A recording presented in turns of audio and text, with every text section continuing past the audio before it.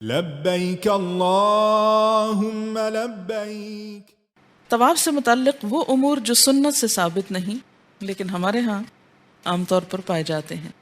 طواف کے لیے نویت طوافی ھذا جیسے الفاظ سے نیت کرنا کہ میں اس طواف کی نیت کرتا ہوں بول کے کہنا، ایسی کوئی چیز سنت سے ثابت نہیں۔ حجر اسود کا استلام کرتے وقت نماز کی طرح دونوں ہاتھ بلند کرنا، یعنی بعض لوگ جب استلام کرتے ہیں تو ایک ہاتھ سے اشارہ نہیں کرتے، اس طرح کر رہے ہوتے ہیں، یہ سنت سے ثابت نہیں۔ سنت سے کیا ثابت؟ ایک۔ اور دیکھیں کتنا باوقار بھی لگتا ہے، کیونکہ دین میں جب آپ زیادتی یا کمی کریں گے تو اس کا رنگ یا نقشہ بگڑ جائے گا، وہ خوبصورتی ختم ہو جائے گی۔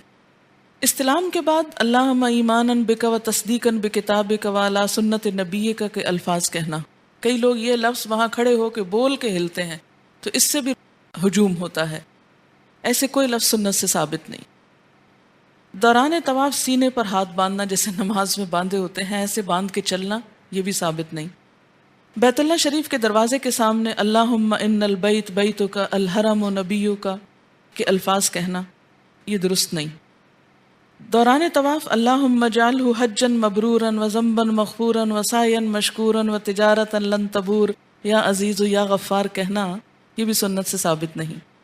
بہت سے لوگ وہ دعا ہے نا، ربنا آتنا فی الدنیا حسنۃ وفی الآخرۃ حسنۃ وقنا عذاب النار، اور پھر اس کے ساتھ وقنا عذاب الحشر وقنا عذاب القبر اور وقنا عذاب المیزان۔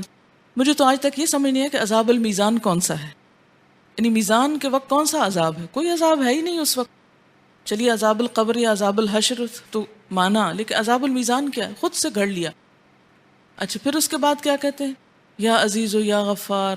خاص طور پر یہ بہت لفظ سننے کو وہاں ملتے ہیں، وہ شعر بناتے رہتے ہیں دعاؤں کے ساتھ آگے خود لگا لگا کے۔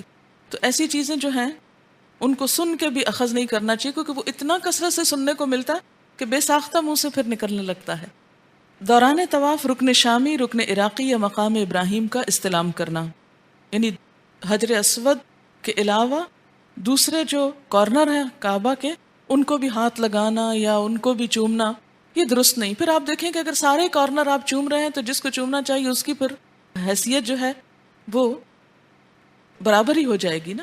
تو اس لیے جہاں ہاتھ لگانا ہے وہاں ہاتھ لگانا ہے، جہاں چومنا ہے وہاں چومنا ہے، اور جہاں کچھ نہیں آپ نے کیا آپ نے بھی کچھ نہیں کرنا۔ یہ اصل سنت کی پیروی ہے، اسی کو اتباع کہتے ہیں۔ بارش کے دوران یہ سمجھتے طواف کرنا کہ اسی سے سارے گناہ معاف ہو جائیں گے، ایسی کوئی بات سنت سے ثابت نہیں۔ دوران طواف رکن یمانی کو بوسہ دینا، رکن یمانی کو چھونے کے بعد حجر اسود کی طرح ہاتھ کو بوسہ دینا، یہ بھی سنت سے ثابت نہیں۔ ہجوم کے باعث رکن یمانی کو چھو نہ سکنے کی صورت میں حجر اسود کی طرح دور سے اشارہ کرنا، اس کی بھی ضرورت نہیں۔ رکن یمانی کو چھوتے ہوئے حجر اسود کی طرح بسم اللہ اللہ اکبر کہنا، اس کی بھی ضرورت نہیں۔ حجر اسود کو ہجوم کے باعث چھو نہ سکنے کی صورت میں دور سے اشارہ کرنے کے بعد ہاتھ کو چومنا، ہاتھ کو چومنے کی ضرورت نہیں، اگر دور سے آپ اشارہ کر رہے ہیں صرف اشارہ کافی ہے۔ حجر اسود کو بوسہ دینے کے لیے امام سے پہلے سلام پھیر دینا، بہت سے لوگ ایسا کرتے ہوئے پائیں گے کہ ابھی السلام علیکم ہو رہا ہو تو وہ بھاگ کے پہنچتے ہیں کہ جگہ خالی ہے، تو اس سے نماز فاسد ہو جاتی ہے، اس لیے کہ امام سے پہلے آپ سلام نہیں پھیر سکتے۔ حجر اسود کا بوسہ لیتے وقت آواز نکالیں نہیں، وہاں پر مختلف طرح کی۔ دوران طواف پہلے، دوسرے، تیسرے، چوتھے، پانچویں، چھٹے اور ساتویں چکر میں الگ الگ مخصوص دعاؤں کا اہتمام کرنا۔ آپ دیکھیں کہ یہ سب کچھ کرنے سے کیا ہوتا ہے؟ بوجھ پڑ جاتا ہے، خوف بڑھ جاتا ہے کہ پتہ اب یہ کرنا ہے، ابھی ساری ٹینشن اس میں گزرتی ہے۔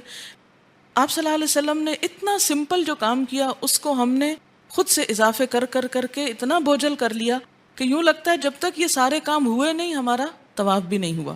تو اس لیے دین کو اگر اتنا ہی رہنے دیا جائے جتنا وہ ہے تو انسان کے راحت اور سکون میں زیادہ فائدہ ہوتا ہے اور اضافہ ہوتا ہے۔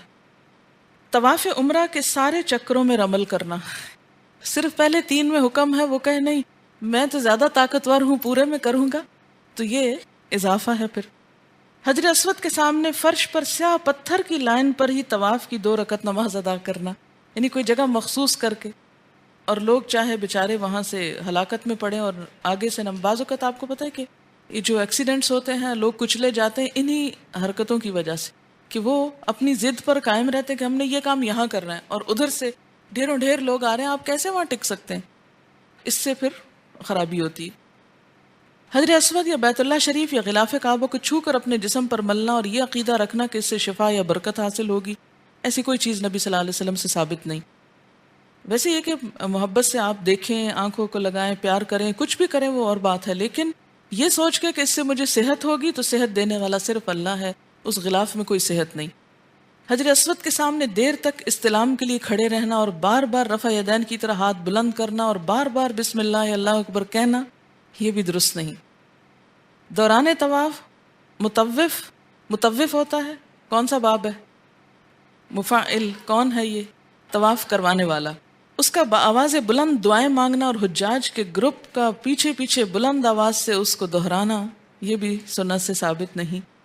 ہجوم کے وقت مقام ابراہیم کے نزدیک نماز طواف ادا کرنے کے لیے مزاحمت کرنا، یعنی لڑنا جھگڑنا اور اس پتھر کے قریب کھڑے ہونا، اور خصوصاً خواتین کا وہاں آ کے پھنسنا، کیونکہ بعض اوقات مرد بالکل خیال نہیں کرتے، وہ آ کے ساتھ کھڑے ہو جاتے ہیں، تو اس سے نماز کا سارا خشوع ختم ہو جاتا ہے. اس لیے طواف کے بعد خاص طور پر نماز کے لیے ایسی جگہ کا اہتمام کرنا چاہیے جہاں بہت یکسوئی ہو، کیونکہ اب یہ نماز جو ہے یہ طواف کی نماز ہے نا، اس کا حصہ ہے وہ جو 2 نفل پڑھے جاتے ہیں. قرآن پاک میں جس کے لیے آتا ہے وَاتَّخِذُوا مِن مَقَامِ إِبْرَاهِيمَ مُصَلًّى، یہ قرآن کی اندر اس نماز کا حکم ہے. تو اس کے لیے خاص طور پر یکسوئی بہت ضروری ہے، اور اس کے بعد پھر آپ سب دعائیں اپنی نکالیں، اور جس نے آپ کو امانتیں دی ہوئی ہیں دعاؤں کی وہ بھی کھولیں اور ان کو بھی پڑھیں، کیونکہ طواف کے دوران اتنی یکسوئی نصیب نہیں ہوتی جتنی پھر الگ سے ان نوافل میں ہوتی ہے، تو اس سے فائدہ اٹھانا. اللہ اکبر اللہ اکبر اللہ اکبر لا الہ الا اللہ اللہ اکبر وللہ الحمد.